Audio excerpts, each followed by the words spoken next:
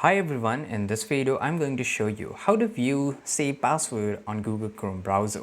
Well, it's very easy to use. First of all, if you are into your phone, then you can just go to your Play Store or email address and you can just access from any one of them.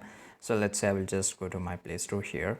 And once I'm here, I will click on my profile icon. I will just go to the Google account. So you have to basically go to your Google account here and it will just take a few seconds to load, and basically you can just copy this exact following or the steps in your laptop or PC too.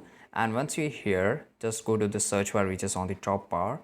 Here you have to write password manager, and once you click on it, here you can see that you will able to find password of all the accounts which is saved on your phone or in your account or in your PC or laptop, wherever it is.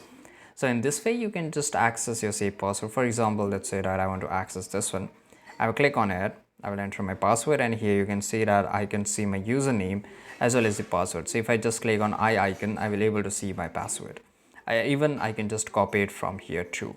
So this is how you can do it. I hope you found this video very useful. If you did, make sure to like this video, subscribe channel.